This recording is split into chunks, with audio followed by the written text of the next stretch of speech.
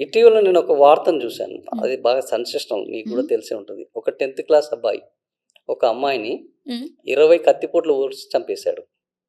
ఎందుకంటే దానికోసం వాళ్ళ ఇంట్లోకెళ్ళాడు. అతను దొంగతనం చేసేటప్పుడు ఆ ఇంట్లో ఒక అమ్మాయి చూసింది. హుహు. అతన్ని చంపేశాడు. ఇలాంటి కేసెస్ ఇటీవల అతను డాన్ కావాలని ముందే రాసిపెట్టుకున్నాడు. హ్మ్.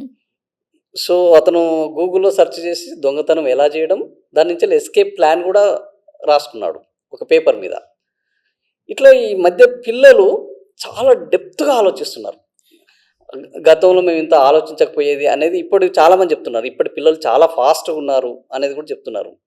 సో, ఈ పిల్లలు ఈ స్థాయికి ఇట్లా రావడానికి కారణం అసలు ఏందని మీ పేరెంటింగ్ కోచ్‌లు చెప్తారు? యాహ్! రియల్ ఎగ్జాంపుల్స్ తీసుకొని చాలా మంచి క్వెషన్ అడిగారు. ఎందుకు అట్లా మారారు అనంటే, తన పేరెంటింగ్ ఎలా అయిందో మనకు కూడా తెలీదు. బట్ ఐ థింక్ తనకి అన్‌ఇన్వాల్వ్డ్ పేరెంటింగ్ ఉండొచ్చు. ఎందుకంటే అసలు పిల్లలు ఏం చేస్తున్నారు? ఎప్పుడు ఎవరితోని మాట్లాడుతున్నాడు? ఎలాంటి పనులు చేస్తున్నాడు బయట? ఎవరిని ఏమంటున్నాడు? రెస్పెక్ట్ ఇస్తున్నాడా లేదా? చదువుతున్నాడా లేదా? ఎన్ని మార్కులు వస్తున్నాయి? అసలు పట్టించుకోరు పేరెంట్స్. పట్టించుకున్నా అవి స్ట్రిక్ట్‌గా ఉంటాయి. హ్మ్. లేదా ఓవర్ ప్యాంపరింగ్ ఉంటుంది. హుహు. ఇదంతా ఎవరి కోసం నాన్న నీ కోసమే. ఇదంతా ఎవరి కోసం నీ కోసమే అని ఇక్కడ 2 స్టైల్స్ ఉంటాయి మళ్ళీ. పేరెంటింగ్ అన్నప్పుడు ఓన్లీ కంఫర్టే ఉండదు. ఓన్లీ స్ట్రిక్టే ఉండదు. మదర్ చాలా కంఫర్ట్ చేస్తుంది. ఫాదర్ ఐదర్ స్ట్రిక్ట్‌గా చేస్తారు. ఒకరేమో కంఫర్ట్ ఉంటారు. ఒకరేమో స్ట్రిక్ట్ గుడ్ ఉంటారు. గై, బ్యాడ్ గై. హా! ఓకే. ఇద్దరు ఒకే మాట మీద ఉండరు ఎప్పుడు ఉండరు. పేరెంట్స్. అవును.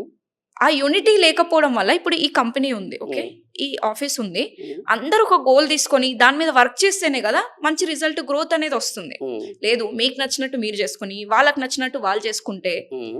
జనాలు అడ్వాంటేజ్ తీసుకుంటారు. మీరు లాస్‌లోకెళ్ళిపోతారు. ఓకే. ఎవరికీ ప్రోగ్రెస్ ఉండదు. ఓకే. సో, పేరెంట్స్ అన్నాక కూడా ఇంట్లో ఉన్న అందరూ అంటాను నేను. ఓకే. నేను ఎప్పుడైతే పేరెంట్స్‌కి పేరెంటింగ్ సెషన్ వినండి అన్నప్పుడు ఓన్లీ మదరో, ఫాదరో ఉంటే అది కుదరదు. హ్మ్. కంపల్సరీ ఇద్దరు పేరెంట్స్ ఉండాలి అట్‌లీస్ట్. లేదా ఇంట్లో ఉన్న ఫ్యామిలీ మెంబర్స్ అందరూ వినాలని చెప్తా. ఓకే.